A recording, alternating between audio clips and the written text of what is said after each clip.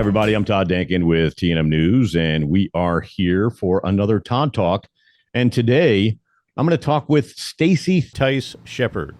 She has been advocating for the freedom of cannabis prisoners and their families since 2012. She was the valedictorian of Oaksterdam University's class of 2011, and she's also the niece of Gary Shepherd, who is a Purple Heart Vietnam veteran who was killed by law enforcement in 1993 over 12 cannabis plants. Oh, his crime? He chose cannabis over alcohol and VA prescribed pills 30 years ago, and it cost him his life and lifelong heartache and suffering for her family. Since then, she has been on a life mission to educate as many people as possible about cannabis. In October 2011, she started the CannaSense Campaign, which is a mission to educate communities, end cannabis prohibition, and free all of our plant prisoners. Also assist with reuniting families. She then became the owner of the infamous CannaBus and has been touring the country and helping cannabis freedom efforts since 2012. She has toured 44 states and rolled thousands and thousands of miles for cannabis freedom prisoners and their families. She has been a dedicated Freedom Grow volunteer since 2016 and a proud board member since 2020, and has helped many, many families reunite with released cannabis prisoners over the past 10 years. But her mission is not complete. There are still so many people in prison spending ridiculously long sentences for cannabis, and she will not rest until all of our nonviolent prisoners are freed and reunited with their children and families. You can learn more about her quest at freedomgrow.org. But Stacey, welcome to TNM News. Thanks, Todd. That was a great introduction.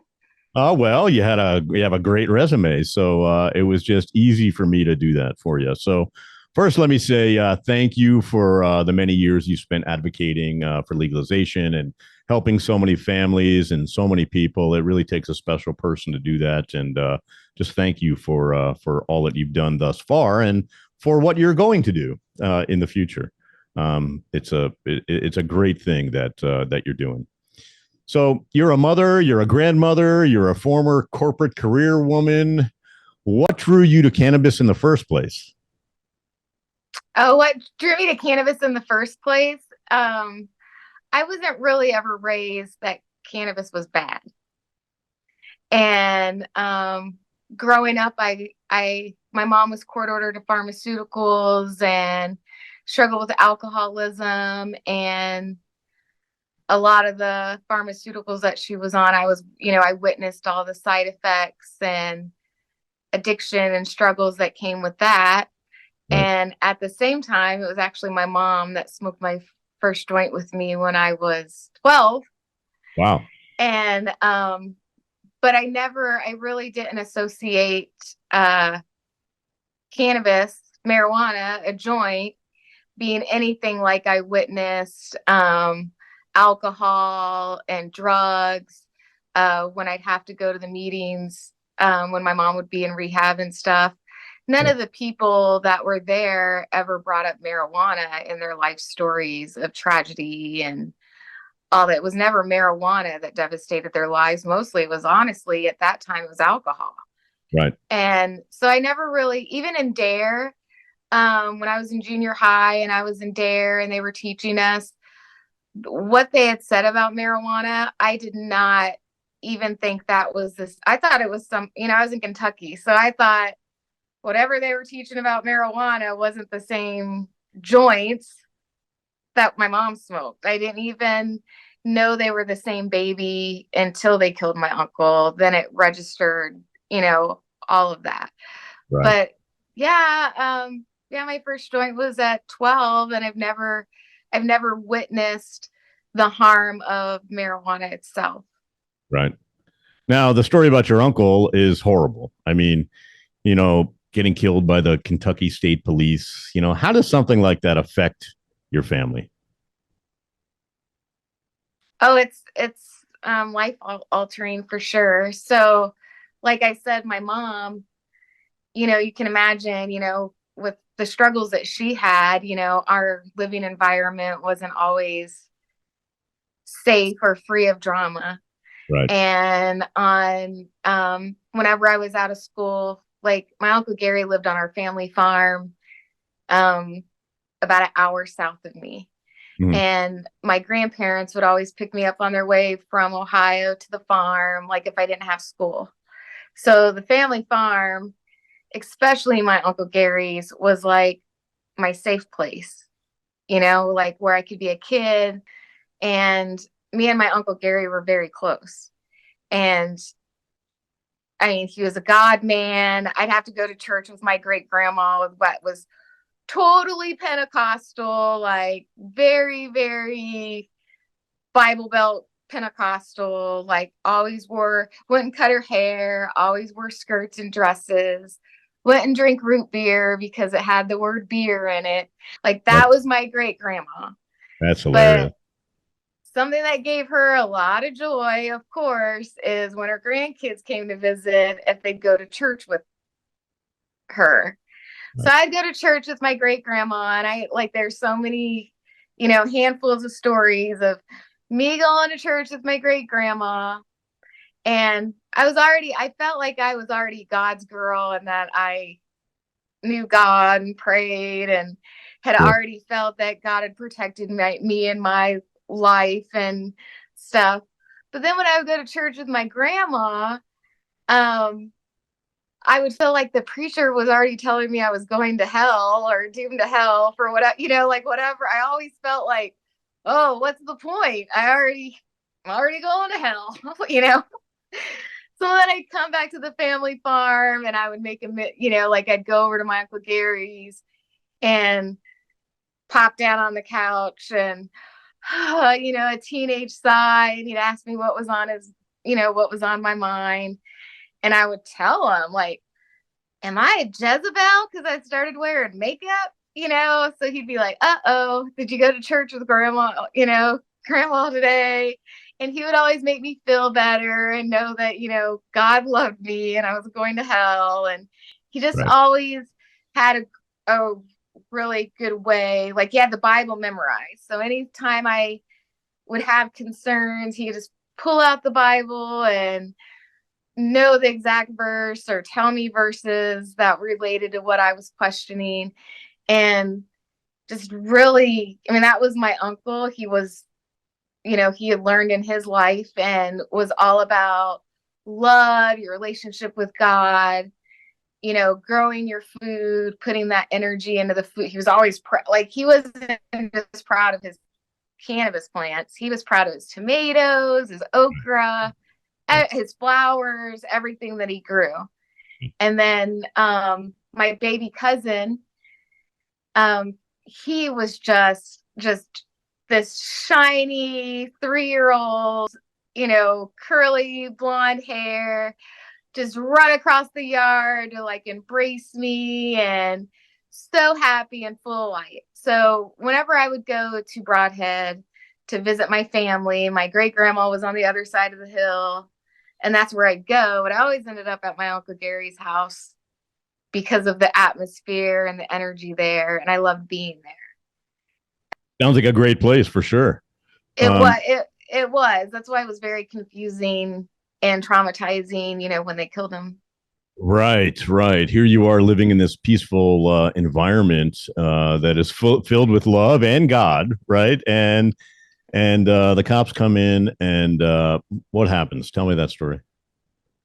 So it's actually coming up on the 30th anniversary. It happened August 8th, 1993.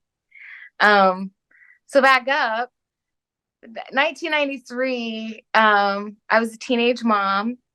I won a national scholarship with Discover Card, and they sent me to Washington, D.C., and I met famous people and was interviewed. And so I was really feeling like, oh, yeah, this is America. Someone that came from my background and being a teenage mom, like, oh, they sent me to Washington, D.C. in June of 93. And I'm like, oh, I'm going to be able to do this. I'm living the American dream. And then came back from D.C. My daughter turned a year old on July 8th. And a month later, like a week and a half before I started my senior year, the cops came to my uncle's house. One of the helicopters spotted his marijuana plants, and they were flying really, really low. And my uncle waved them down to land in the field next to his house. And they landed. They said they spotted his plants and they were going to have to come and cut them down. At that time, he said, "Over my dead body, I don't believe the way you do, and my family is here." So instead of arresting him then, or, they were officers, but instead of arresting them, they got in their helicopter and they flew away. Huh. And about an hour later, and we have all the records of the scanners, the stuff that they were saying in that hour. They were calling my uncle a Jesus freak, a crazed Vietnam veteran. They were just really being awful in their communication about my uncle. Making him a criminal, right? Making him seem like, yeah. So an hour later, they blocked the roads a mile each direction, out in the middle of the country in Brodhead, Kentucky, a mile in each direction. Over 20 police officers, state troopers, and my family didn't know until the end of the 7th hour that the National Drug Task Force was hiding in the tobacco field next door to the house. Wow. So immediately when they came, my Uncle Gary loaded up my aunt and my baby cousin, that was 4 at the time, into the car to get them out of there, and it was the police, it was law enforcement that blocked the gate and told my aunt that that her and my baby cousin wasn't able to leave. So then 2 more helicopters came. So it was 3 helicopters and all these police officers surrounding the property. And then towards into the 6th hour, they got more aggressive. The helicopters were coming down so low that branches were flying off the trees and all that stuff. Earlier in the hours, my uncle knew that they were either going to kill him or take him to prison. He didn't know, or take him to prison. Right. And so he was spending as much time with my baby cousin as he could and talking to him, they tinkered on the truck, played in the sandbox. He taught him how to put a nail, use a hammer, because he figured that my cousin would need to know that. And my uncle's desire was just to talk to law enforcement. In his mind, he was drafted into Vietnam to go fight for freedom and learned all the truth about Vietnam. Well, so he felt like on his own property, his constitution should protect him and his relationship between him and God. And that's how he felt. Like, what I'm doing on my own property is between me and God. And I don't believe the way you do.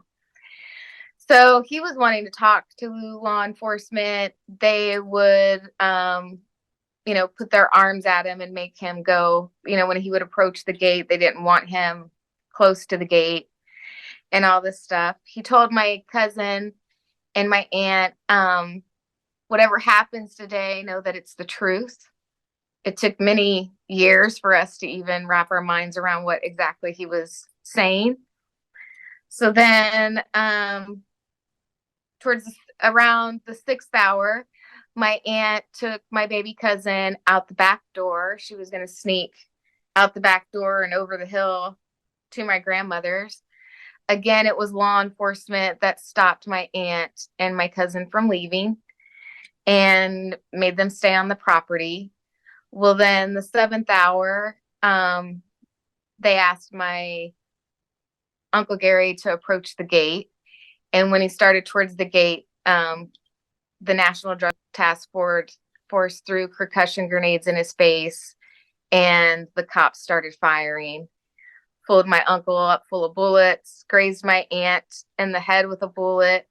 My baby cousin was totally covered in blood. The law enforcement didn't know if they had shot or wounded my cousin. Right. Because, he's traumatized and covered in blood. So he's screaming and covering blood. But is there a stop or we'll shoot, or you're under arrest and don't move, or was it just a barrage of bullets? This just doesn't make any sense.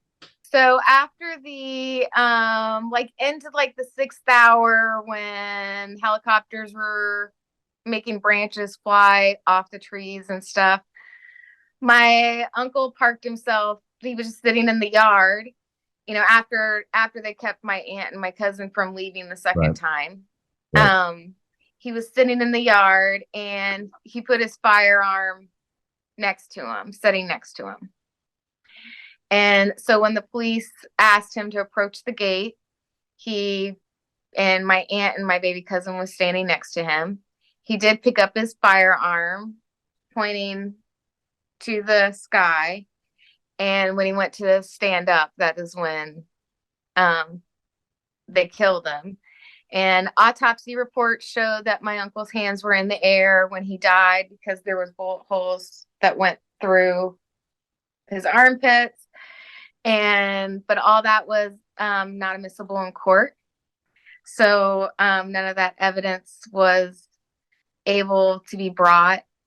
The police, the media, now like a lot of society realizes that the media lies and spins truth and all that stuff.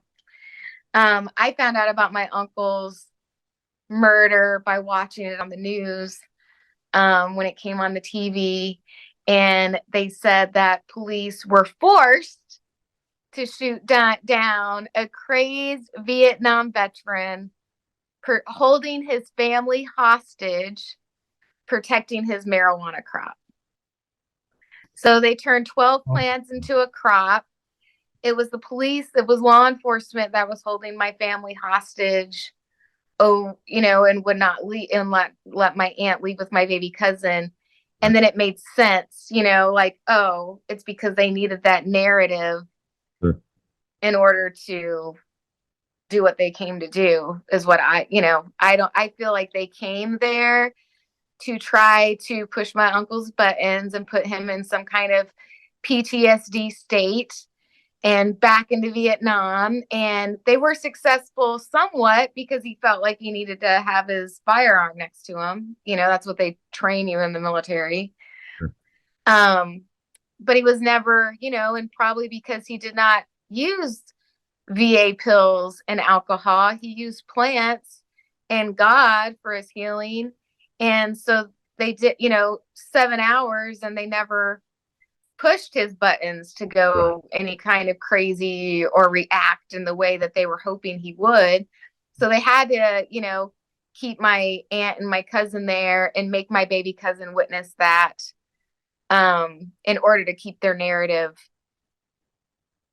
and justification on killing him over marijuana. Right. So how did that impact your family? I mean, obviously it's a huge traumatic experience, and, how does it affect, the family? And it's not just the immediate family; it's everybody who knew them and everybody who knew them, and the ripple effect is so huge, isn't it? Oh yeah, it's traumatizing, totally traumatizing. I, as you can imagine, I was starting my senior year after winning a scholarship, and listen, I met Mitch McConnell, and he was so proud of me and so, encouraging for my education. But then after they killed my uncle, he wouldn't even meet with my family to try to help. And, again, my uncle was a God man. So me at 17, I was really, it really conflicted me on all my beliefs, why didn't God? Faith. Right. How could this even happen? I didn't wrap my mind around it. And then during the court case, Gatewood Galbraith, you probably know that name. Gatewood Galbraith, he, was alive and on fire. So it was him and Lynn Wilson with Hemp Rock Radio that were the first advocates for my uncle. And then, there was rallies and courthouse demonstrations and stuff like that, like during the whole case. My family was harassed by law enforcement, going to the store. It was just like awful during the whole court case. But all these people, whenever I would go see my family and attend these events that they had for my family at the time, I didn't know where all these people came from. I didn't know who they were. I was there. My baby cousin quit eating. He quit talking. He was rebelling against God. He felt that, now he can communicate that, he felt like if he quit eating, he just quit eating and quit talking until God gave his dad back to him. Right. Law enforcement came to my uncle's property 3 days after they murdered him, knocked on my aunt's door and said, "We got a call that Jesus arose on Per Brigsby Road, so we have to come check it out." What? Because they called him a Jesus freak. Right. So then, family wise, like that's a whole thing. So there was, a group of us in the family that was totally, this is so wrong and this is so unjust and doesn't make any sense. And then there was some family, the Bible thumping family that, they like, they felt, that, that they felt like, they didn't think that, they thought it would be okay since he had dealt with Vietnam and experienced all that, but shouldn't have been growing that devil's weed. Right. And then there was, some anger that, because it's hurt. People love their loved ones. So, there was some family that was mad that my uncle stood up that day and just didn't cooperate, so there was all kinds of mixed feelings.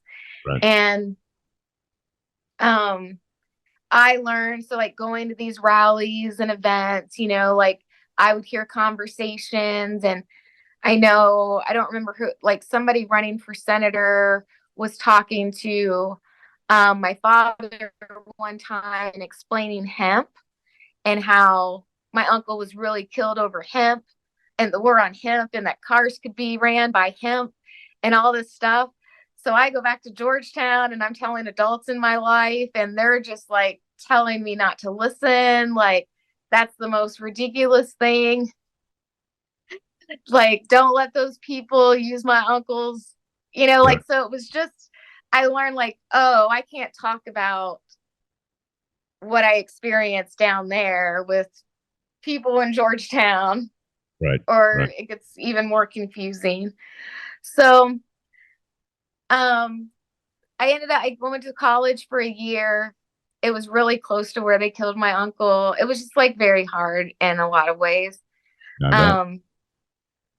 So I went, so I moved my daughter to Arizona and I started my life there or here in Arizona. And my daughter she only had me. So I had to walk a straight line and give her the best life possible. But the niece in me always smoked marijuana. Right, sure. So I learned like smoking a bowl, like, hiding in the bathroom with the door open, smoking a bowl and acting like a teenager, like the whole time raising my daughter until she's a teenager. Right. Just because I knew, like in my mind, like they'll kill you over this, because growing 12 plants is not is the same as smoking a bowl to me. Like it's, in my mind growing up, like, wow, they'll kill you over this, Right. Sure. But I really thought it was Kentucky. I thought it was Kentucky that was so backwards and messed up. Well, You were right, but there are other places too. Right. Right. And that's what Oaksterdam taught me.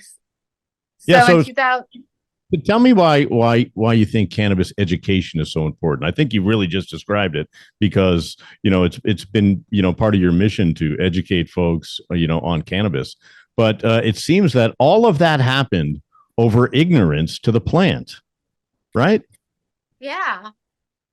And drug war, that's what you learn is it's all like well, that's what that's what I thought, Todd. When I left Kentucky, I thought Kentucky was so backwards Right. and ignorant, and I was not going to raise my daughter there. Right. So I'm raising her in Arizona. And in 2007, Richard Lee opened Oaksterdam University, and a friend of mine shared the article at work. So I stopped what I was doing. I was the CFO for a McDonald's franchise at Oh the wow. time. Right. And so she tells me to read this article she sent me when I have time. So I read it when I have time. And I stop what I'm doing and I push my chair out and I said a prayer and that Oaksterdam University would be very successful because it needed to stay open so I could go after my daughter graduated. Right. Oh, Because, funny. everything, she was just starting high school then. So everything was about her Right. for Sure. high school. So in my mind, like, oh, I'm putting this on my bucket list Right. Oh, to nice. do in 2010. Right. She graduates high school in 2010. Right. I'm going to go to cannabis college. Right. Nice. So ironically, 2010, she graduates high school and we have medical marijuana on the ballot in 2010 and we pass it. Nice. And then it was actually Marijuana Inc. Recorded on my DVR. And so in December, I'm watching Marijuana Inc. and there's a blip about Oaksterdam. Show, right? The What? CNBC, the CNBC show. Yeah. Yeah. Okay. Yeah, it has Bruce's story on it and a little blip about Yeah. yeah. So it recorded on my DVR. I'm watching it, and there's a little blip about Oaksterdam University in there. And I'm like, oh my gosh, perfect timing. I can now go to cannabis college and I can get my medical marijuana card and grow my 12 plants. And everything I can cook with cannabis. Right. Because I cooked for friends and stuff a lot. Sure. So tell me how Oaksterdam influenced your life and got you to where you want to be. Yeah, so that's why I went off to Oaksterdam. And then when I went to Oaksterdam, they break us. It was Jeff Jones and Chris Conrad that were the teachers in the beginning of the class. And they were just blown away. Like they just blew me away with everything that I was learning. Right. Literally the whole morning, I was starting to understand what my uncle said that day, that whatever happens today is the truth. And I was learning the history of this plant and the history of prohibition and how this plant even got taken away from us in the first place.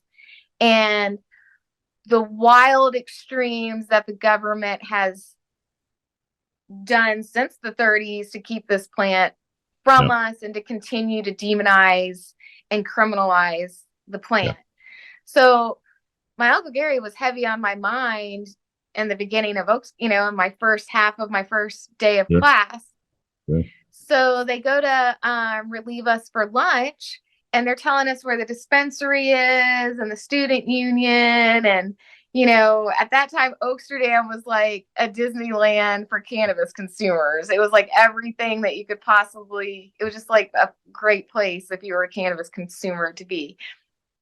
And they let us know that they were still working on loading up the Oaksterdam Museum with everything that they had planned to before opening it up to the public.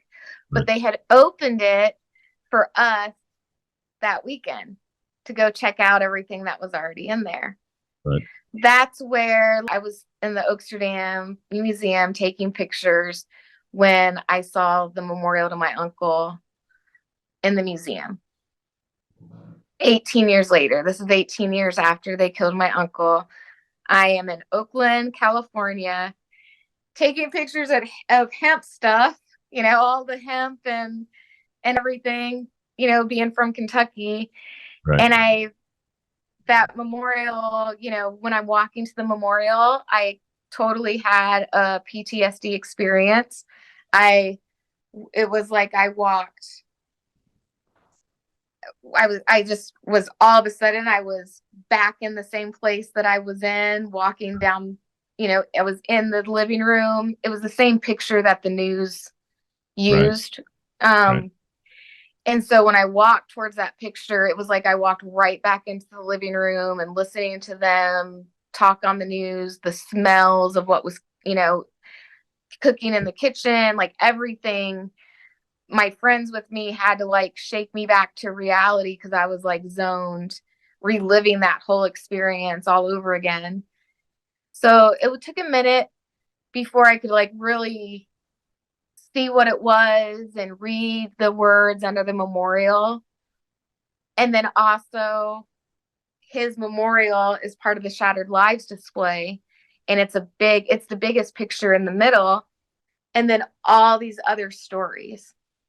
So 18 years after leaving Kentucky, because I think Kentucky's all backwards and whatever, 18 years later, I'm learning the truth about this plant, the truth about prohibition, and I'm digesting the fact that they have been killing people in the war on cannabis years before my uncle and years after. Right. And that was like life-changing. Sure. It was traumatizing all over again. Yeah. So then I go back to Oaksterdam, go back to class. I meet Richard Lee, and he's the founder of the school. I thank him for having a memorial to my uncle. And I find out that it was him when he had a hemp store in Texas and a couple normal organizations that funded the t-shirts that I have one of, like for my uncle, that Chris Conrad, Mickey Nort, like all these people that they had kept my uncle's story alive in their advocacy for 18 years. Right. And they included his story in books and all this stuff. Like me and my family had no idea for 18 years. And then quite a shock just to walk into that situation. And like you said, you're just so grateful that somebody is almost, speaking up for him. Yeah. And understanding, like they're helping me wrap my mind around what really killed my uncle. Yeah. And then go back to class, and it's Paul Armontano breaking down all the science and all the medical discoveries and how they've been stifled and why and all this stuff. So now I'm it's like, I felt like my Uncle Gary had me at Oaksterdam so I could just learn the truth about all of this. Them court ordering my mom onto pharmaceuticals and what that had done to her. My stepdad dying of cancer, and it wasn't the cancer, it was the chemo and radiation that killed him. And I'm learning that, oh my gosh, for decades, the government's known that cannabis can kill cancer. And we let millions of people go through what my dad went through with chemo and radiation. So it's like, yeah, it's like I went to Oaksterdam like, woohoo, I'm going to go learn how to grow my 12 plants and cook with cannabis. And your eyes are open to what's really going on. Yeah. And so then I left Oaksterdam. I scheduled more classes before I even left. So I already knew I was coming back before I left, and made plans to get my butt out to Kentucky and talk to my cousin and see how fast I could get him to Oaksterdam. Right. Because I knew, and in his teenage years, he really had a hard time grieving my uncle because he wanted a dad. Sure. And he was mad. So he's always had a relationship with the plant, but even in high school, he was anti, he went through a phase where he's anti-cannabis because he was so angry that his dad left him over a plant.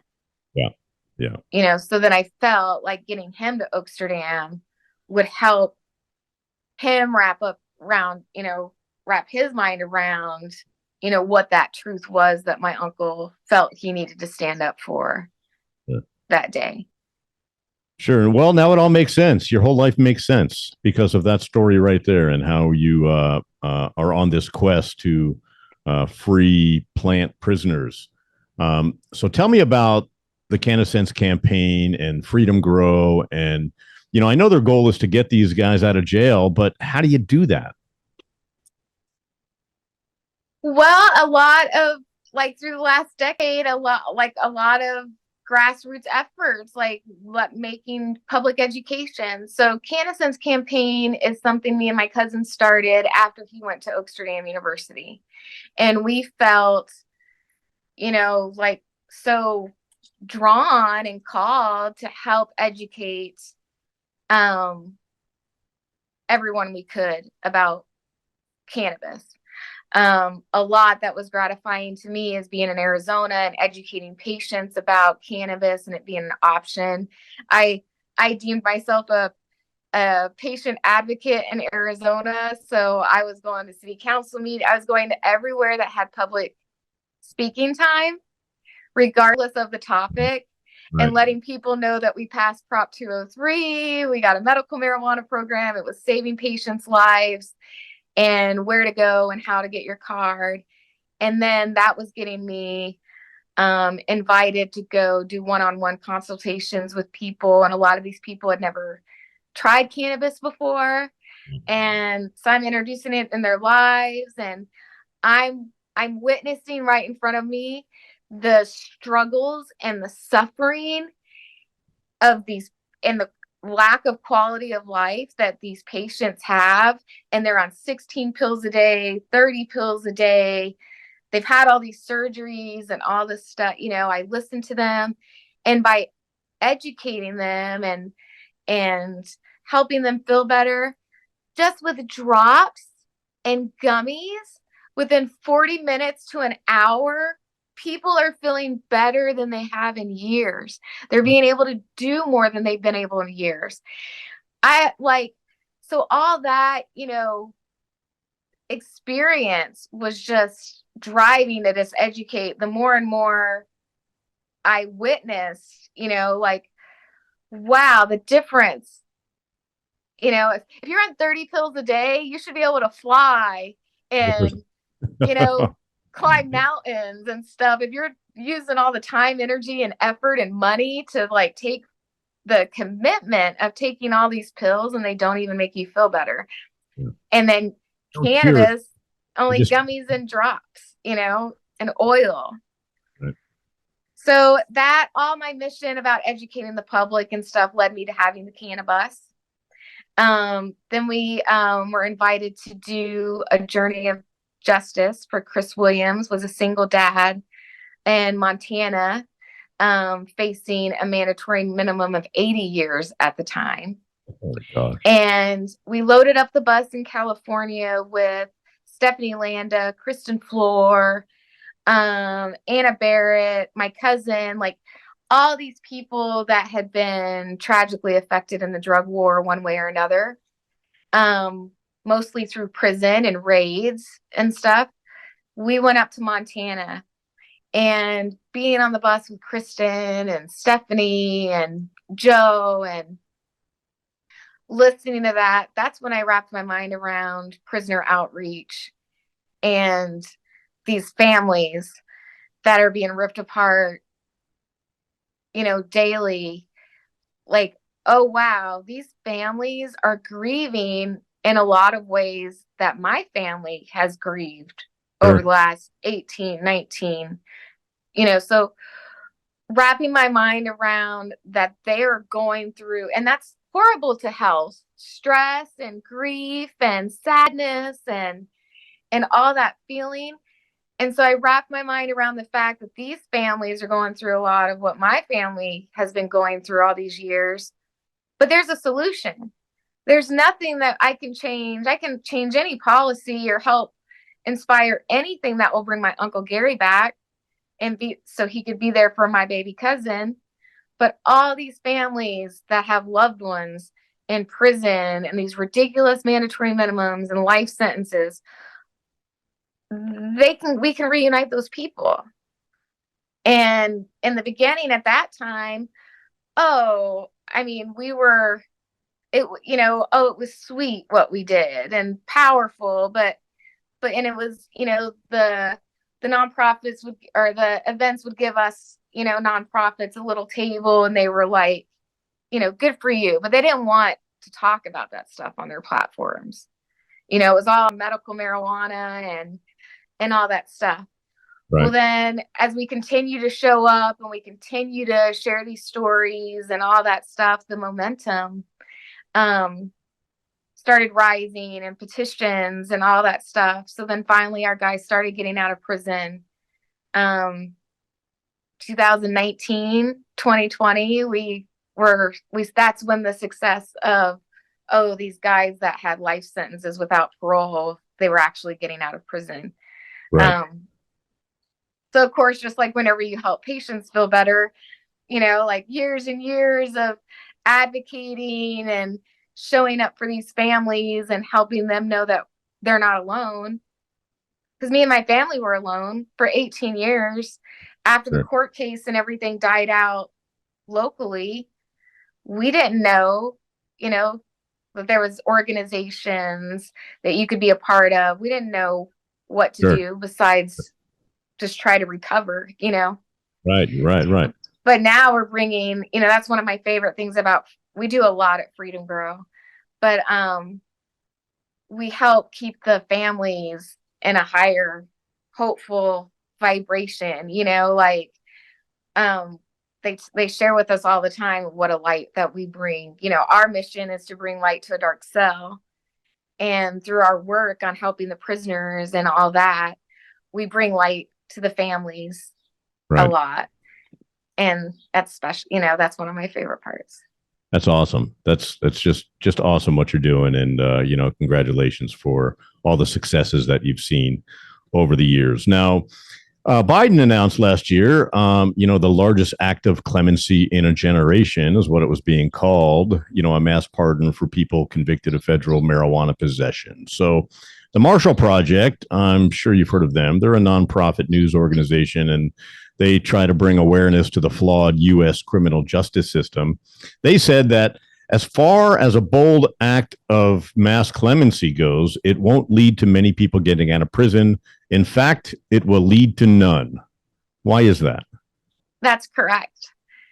And that was the saddest. When Biden did that, we actually had because of the way they spin the media and the articles, right. We actually had people in prison reaching out to us like, what does this mean? What does this mean? No, you have to pay attention to the words. He said simple possession. And the truth is that nobody is in prison for simple possession in the United States, not federally. That's all state stuff. So that's correct. The truth is that nobody was released from prison due to that big move that Biden made. Some people will just mark. Right? Yeah, like if you caught charges smoking on, at a protest on the White House, front of the White House back in the 80s, you got your record clear, that's nice. That's mainly what it did. Is it relieved a lot of people in DC, and of things on their records. Right. Yeah. Well, that's a real bummer that, politicians play that game, because people's lives are at stake and people's families' lives are at stake, as you have well documented. What's the reaction to the CannaBus when you go to these events, and even when you're driving around the country? I bet everybody wants to pull over and smoke a joint with you. Oh my gosh, the CannaBus is the most fun educational tool on the planet, because she's like a big green freedom machine. As you can imagine, I'm on my way to point A to point B, but I never know how long it's going to take me, not only because of breakdowns, but because parking lots become cannabis events sometimes. Like everybody going down the road, like you always get thumbs up and waves. And now lately, over the last couple of years, law enforcement's even, instead of pulling the CannaBus over every time they see it, they're honking and they're waving or throwing a thumbs up at the door. So I've got to watch that evolution. But yeah, she's a people magnet. So she's this fun, beautiful green school bus that people that are all about, artists that are passionate about cannabis freedom for one reason or another. They did murals on the bus. So it's all cannabis freedom. And my favorite part about cannabis, the CannaBus, is that it makes everybody happy. You could pull into rush hour traffic and everybody looks all bummed. But that's what I always say. Like, you don't even have to smoke marijuana to make you feel better. All you have to do is see it painted on a bus, and it will lift your vibrations and help your spirit. Right. And that's what the CannaBus does. We educate at the events and the everything from high times cups to legislative hearings to VFW conferences, wherever we're going, but all along the way, like restaurants, truck stops, rest areas, campgrounds. It's all constant. So is there ever any, do you ever see any negative feedback? Here and there,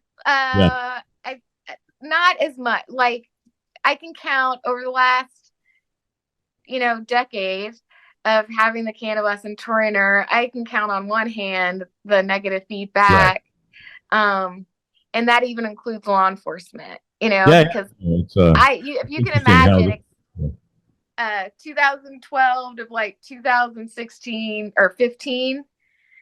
Oh my gosh. Every time the CannaBus was on the road within an hour, of crossing state lines, pulled over. Right. Yeah. Oh, because she brings so much attention. If we were in any parking lot too long, right. We had to encounter police, law enforcement and have those conversations. Sure.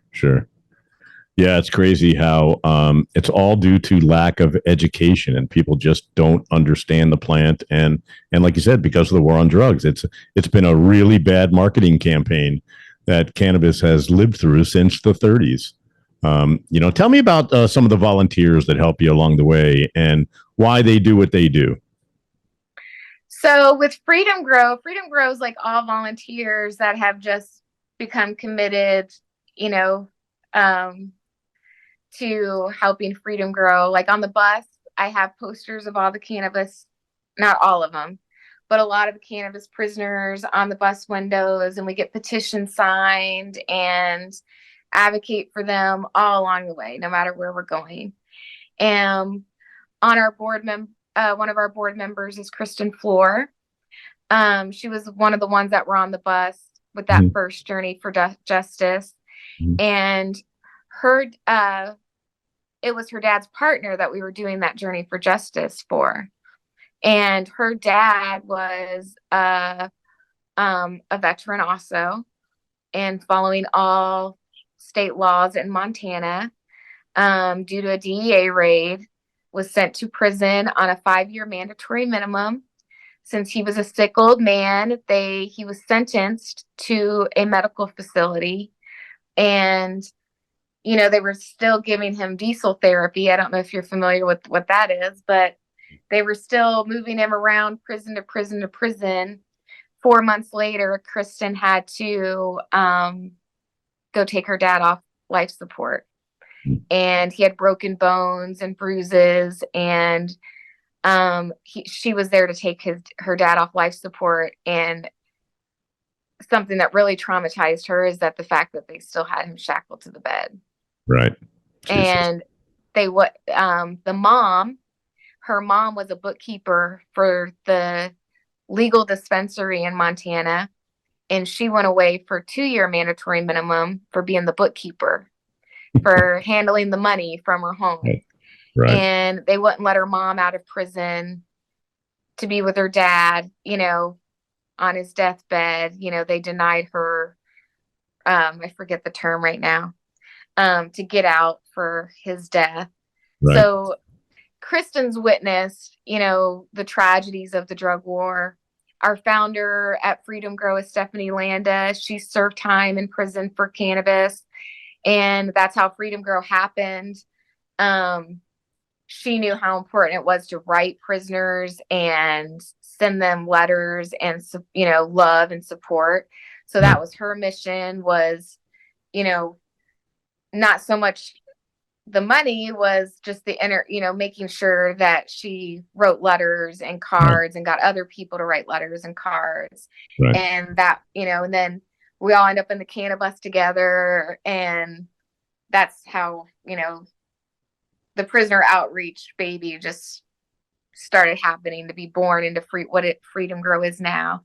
Right. Randy Lanier is our vice president now. And in the beginning of advocacy, he was on our life posters. So he got out of prison when they had him in prison life until he dies. And now he's out of prison and he's our vice president, and he wrote a book. And our volunteers, while I'm traveling on the CannaBus, is all local usually local activists get on the bus, right. Whenever I'm through their town. We team up to power each other's efforts, Sure. Well, that's great. And what do your kids and your grandkids think about your mission? Well, of course, my grandkids love the bus. Like, they love the CannaBus. They draw pictures of grandma, and then with grandma, they draw the CannaBus. Like, they're cute. My daughter is actually in law enforcement, and that's interesting. I know, funny. Yeah. But she's all about, she's very distantly supportive, but she is a big, she understands why I do what I do. And her and many people that she works with can't wait for the day that law enforcement has a safer option besides alcohol to self-medicate with. Yeah, I have some cop friends who say the same thing. I mean, they're literally counting down. My retirement is, June 4th or whatever. I got 2 more years till I can smoke a joint. Right. So that's great. So how do people get involved? If I wanted to come and help you on your CannaBus mission and your mission to help all of these prisoners, what do we do? How does somebody get involved? So you can find us on freedomgrow.org and CannaSenseCampaign.org. It's going to CannaSenseCampaign.com right now, but I'm working on getting that fixed. So you can get on our website. Every Tuesday on Clubhouse, we have our Freedom Grow Clubhouse, right? At 4:20 Pacific time.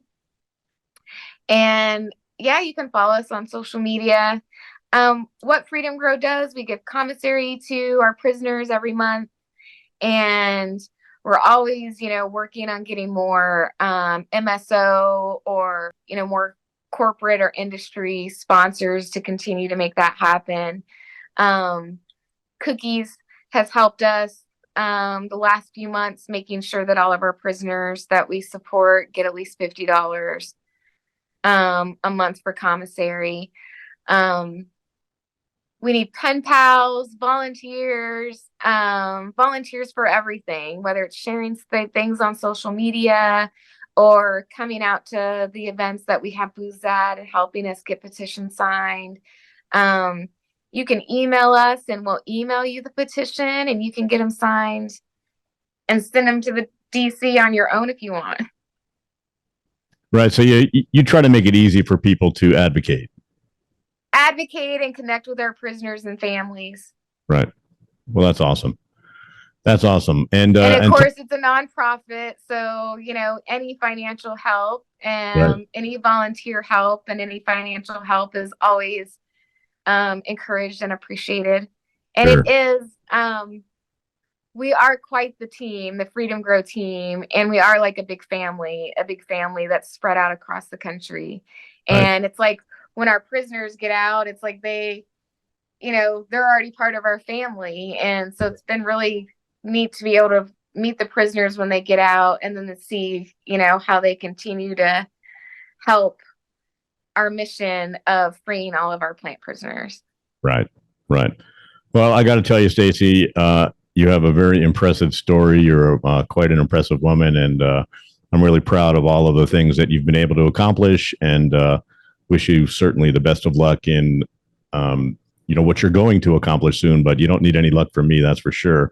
But if TNM News can help and spread the word, please make sure that we do this more often. So if you have events coming up, we're happy to help spread the word and maybe light the fire under somebody to show up and help you guys out, and even shed the light to some big corporate sponsor who writes you a big check. Wouldn't that be nice?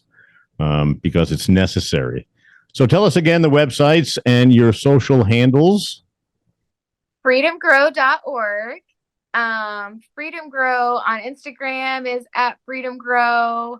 You can look us up on Facebook and all that. And then Stacey Theis, and I have 2 Facebook profiles, Stacey Theis and Shepherd.